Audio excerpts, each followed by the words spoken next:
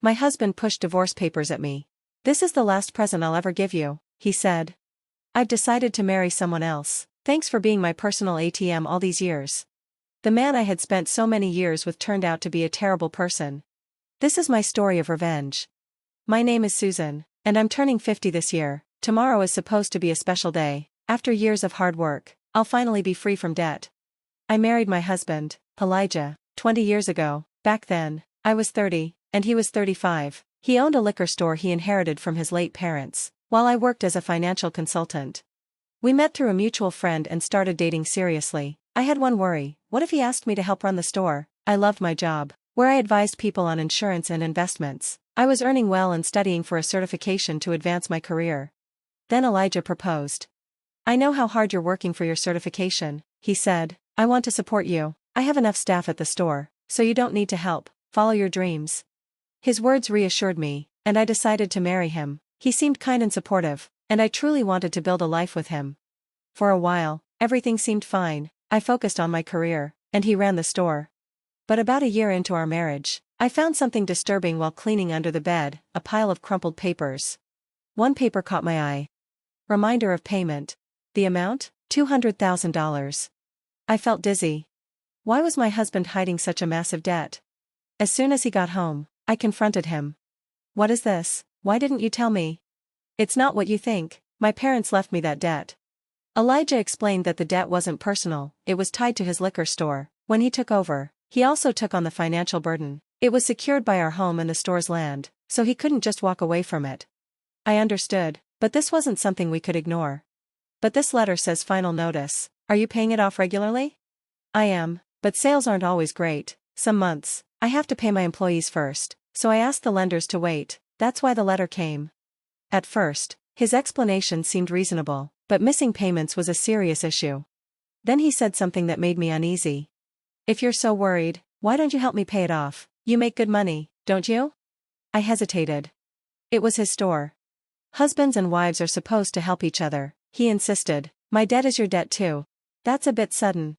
Would you be okay if my store shut down? A lot of people depend on it."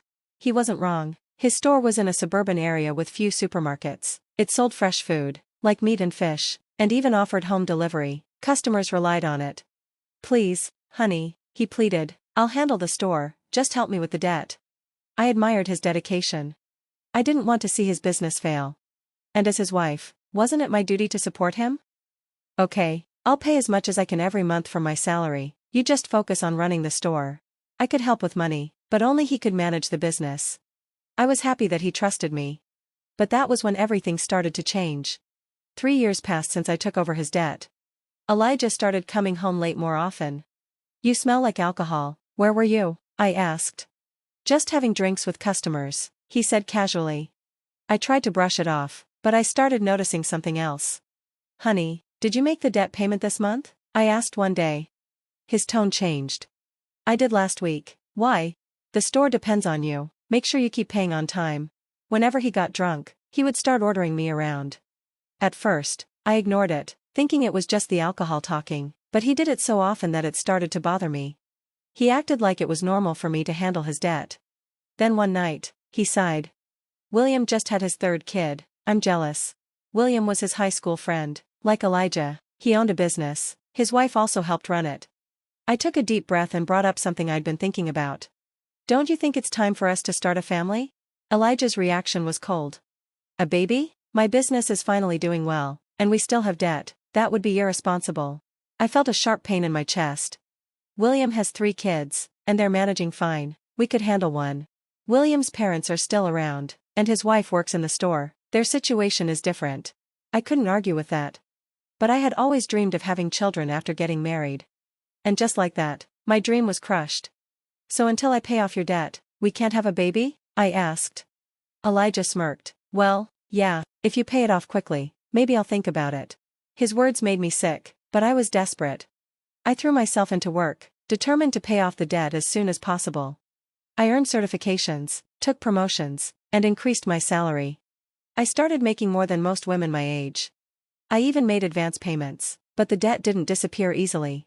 Before I knew it, I was 40. I had to give up on having children. I told myself it was okay. I still had Elijah. and that was enough. He relied on me, and I would do anything for him. As long as I believed that, I could stay happy.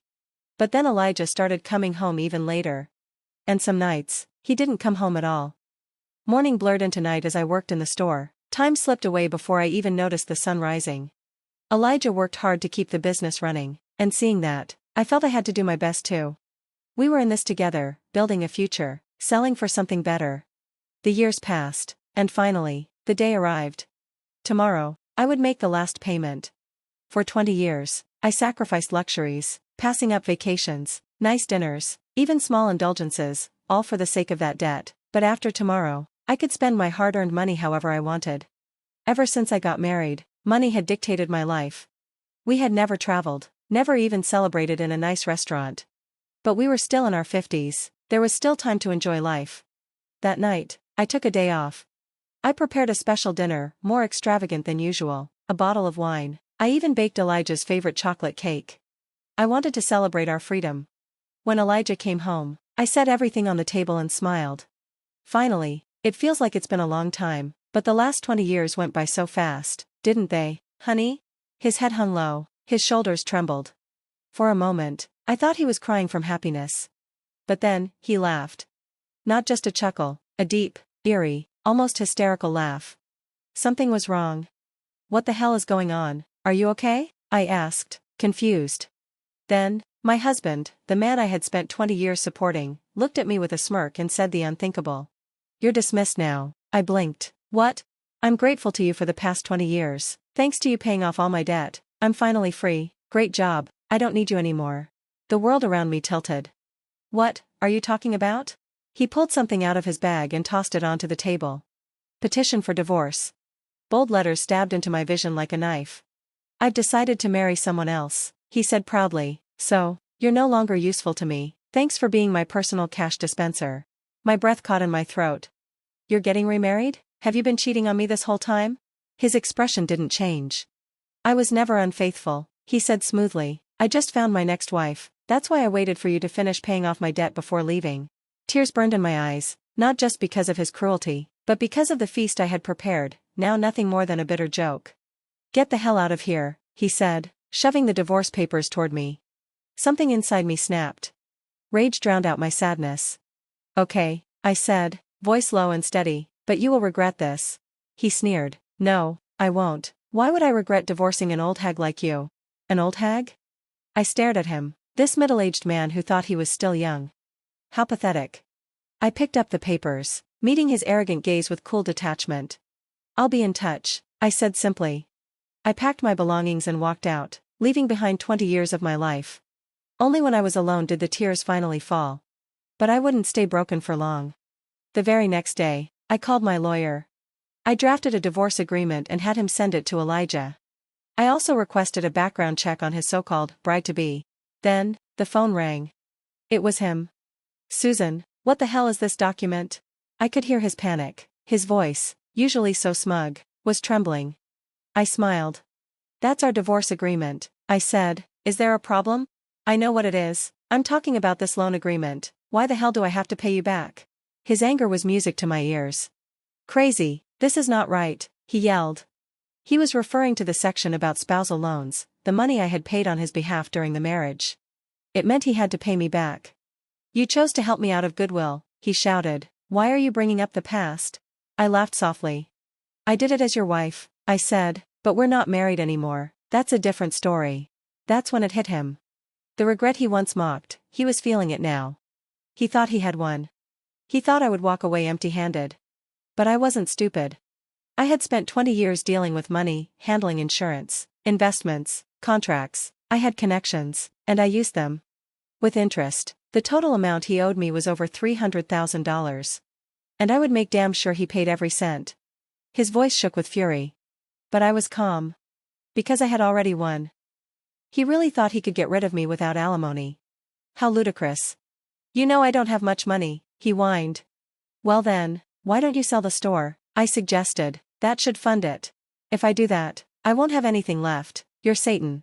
I smirked. You're only 55, right? You could still find a job if you wanted to. Give me a break. Our conversation was pointless. His words, his excuses, all nonsense. I was ready to hang up, but there was one last thing I needed to ask. By the way, how's it going with your bride-to-be? Silence. That's none of your business, he muttered. I burst out laughing. His tone said it all. It sounds like you're going through a lot, I teased. Good luck with that. I was about to hang up when he panicked. Wait a minute, I've decided not to marry her, we can start over. For some reason, he pleaded with me, begged, even. Start over? I let out a cold laugh and delivered my final words. Don't kid yourself, I don't want you. Then, I hung up. 20 years. I had been married to this man for 20 years. Had I looked just as ridiculous as him in the eyes of others? I used to respect him. I had watched him work tirelessly for the store and his customers. I had wanted to support him. But in the end, he was just a fool. His so-called remarriage? A pathetic, self-indulgent delusion. It all started when he flirted, innocently, he thought, with a teenage university student who worked part-time at the store. You're so cute, Amelia, he had said. Will you be my wife? She, playing along, jokingly replied, well, I'd think about it, if you let me be a full-time housewife. The fool actually believed her. The idea of marrying a man nearly 40 years older than her? It was nothing but a joke to her. But to him? It was a dream. When he persistently pressed her to marry him, she was horrified. Her parents had to intervene and slap him with a restraining order. When I read the report from the private investigator, I laughed so hard I hyperventilated. When he started coming home late, I had thought he was working hard. I hadn't known anything. Instead, he had been hitting on young girls at bars and strip joints. And making a complete fool of himself. He'd say things like, I'm surprisingly popular with young girls, I'm a salesman, so I have this easy-to-talk-to aura, I get along with them really well, and I'm told I look younger, don't you think so? The investigator's report said the girls cringed at his comments. I could only imagine. The last laugh? It was mine. He had no use for an old wife like me. To him, I had been nothing more than a cash dispenser. But the most hilarious part? His warped self-image.